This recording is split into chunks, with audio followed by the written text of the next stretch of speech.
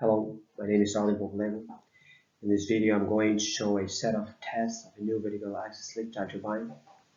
The new technology is protected by a patent granted in US, Europe, and Japan.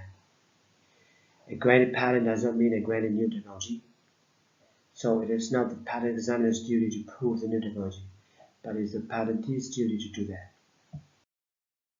There are two main goals of this test. First, showing that the new turbine works, and second, how does the new turbine work compared to a conventional one. The set of tests between the new turbine and the conventional one are performed in exactly the same conditions. And more importantly, this test will be performed based on 4 elements such as space, time, energy, and material. These are the turbines that will be tested. On the left side is the conventional vertical axis lift turbine, single swept area, and on the right side is the new vertical axis lift turbine with 2 swept areas. The 2 swept areas of the new vertical axis turbine share the same space and the same material at the same time to produce a certain energy output. Both the new turbine and the conventional one use the same space and the same material. This is the ventilator. These are the electric testing components.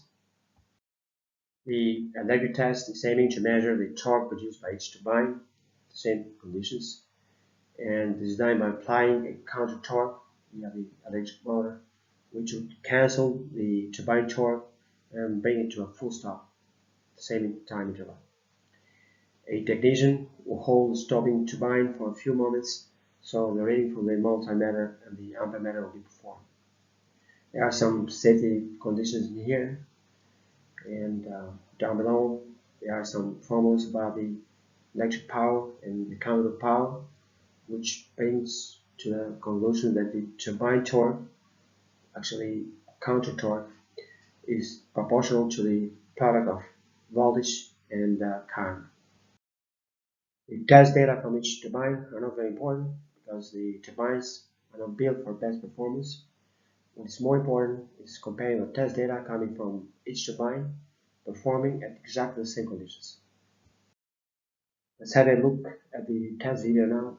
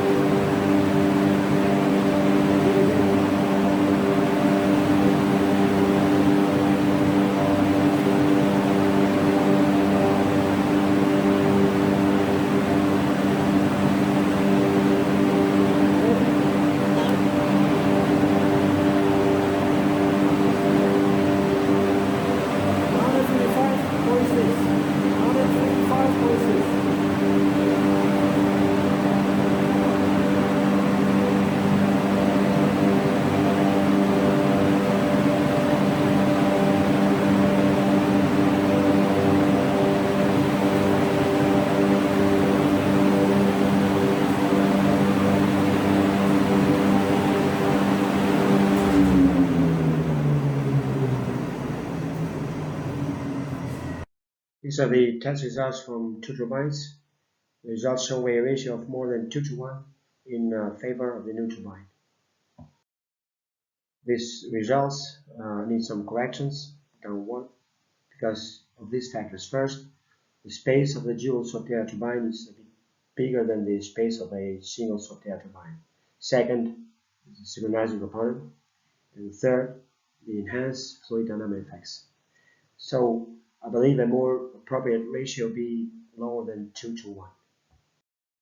The next test is a mechanical one, which will be a cross-check of the electric test performed before. The test will be very simple, using a dynamometer. We will measure the amount of force in kilogram needed to fully stop each turbine at the same time interval.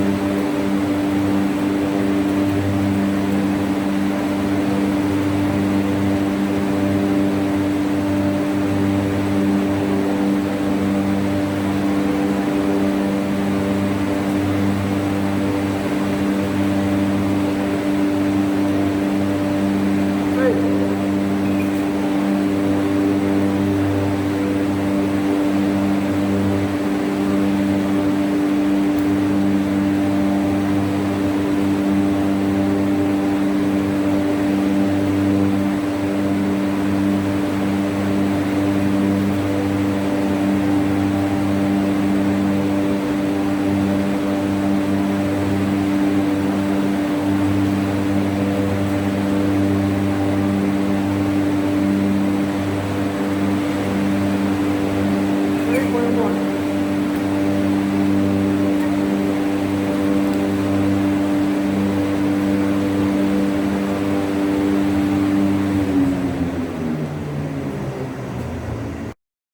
The result data from the cross-check test between two turbines confirms again the ratio 2:1 between them. The result data are consistent to the theoretical calculations.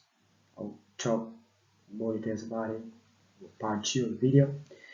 But to put it simply, consider two turbines instead of one that share the same space and the same material at the same time, giving a double power output. Now, another way to look at it is a bit more complicated. It's based on the swept area, which is a fundamental part of energy extraction as it's shown by formula.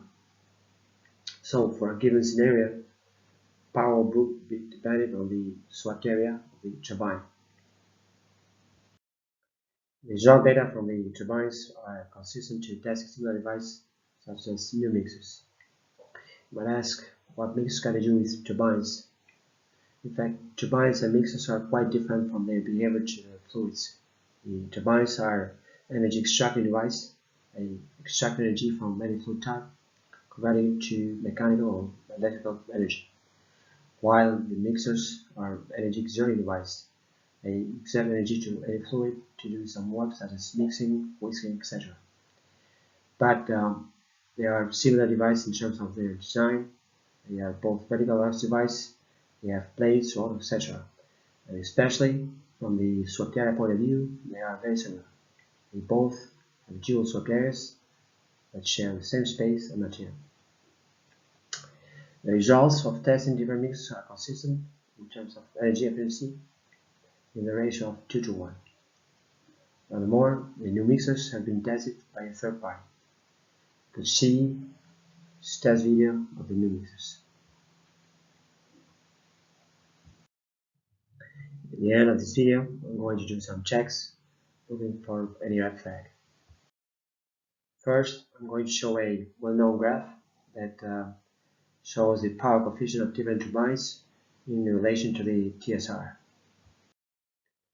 Based on the test results, the new dual swept area turbine curve, similar to the conventional one, but at the ratio 2:1, could be placed somewhere on the red zone. The shape of the curve of the new turbine could be different, depending on how the new turbine will perform on different TSR and other factors such as fluid dynamic effects, etc. This graph shows a new curve similar to the conventional vertical arch turbine, lift type, but at a 2:1 ratio in terms of the theoretical maximum of energy extraction. Now looking at the graph, the theoretical maximum energy extraction of the new turbine is well below the 100% of energy contained in a fluid flow in a space comparable to the turbine space. Actually, the practical maximum energy extraction would be even below. So, no red flag for this check. Another check would be against the best limit. Best limit is a theoretical result, putting a theoretical limit to the amount of energy that any turbine can extract from a fluid flow. To put it simply, the result presents a physical phenomenon. When a fluid flow faces an obstacle, it has a natural tendency to bypass it, because in front of the obstacle will be created a higher pressure area compared to the side of it. So naturally, the fluid flow will go from higher pressure to low pressure areas, bypassing the obstacle. Now a turbine is a sort of obstacle to a fluid flow as well. But because a turbine has blades and rotors, it can extract some energy from a fluid flow. But again, being an obstacle to a fluid flow, the same phenomenon as described above will happen. So there is no way for a turbine to extract all the energy from a free fluid flow. And the maximum theoretical energy of a turbine could extract is 59.3% according to best limit. It seems like a red flag over here. The new turbine curve is above the best limit. But even if it appears that there is a red flag about best limit, in fact it's not. I'm going to explain this in more details on the part 2 of the video. But now I'm going to explain simply by looking from the system affairs point of view. First, the graph needs some additional warnings. Up to this moment, all turbines were single swap-air turbines, so there was no need to mention this. But because there is a new dual swap-air turbine, we need to differentiate them. The best limit is calculated based on these assumptions. First, free fluid flow, applying the conservation of mass and mass flow rate. Second, disc-shaped actuator. It should be noted that the best limit is calculated specifically for the horizontal axis turbines, which have a disc-shaped swept area. It is not calculated for a vertical axis turbine, which has a similar shaped swept area. In fact, there are very few works on a limit calculation for the vertical axis turbines. Because the theoretical maximum energy extraction of vertical axis turbines is below the theoretical maximum energy extraction of horizontal axis turbines, it was assumed that best limit would work for them too. So best limit needs some additional warnings as well, such as single swept area and horizontal axis turbine.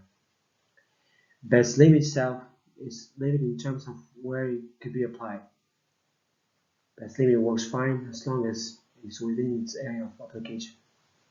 The new turbine does not break the best limit because the best limit is applied to one swept area, disc-shaped actuator, while the new turbine has two swept areas, cylinder shape.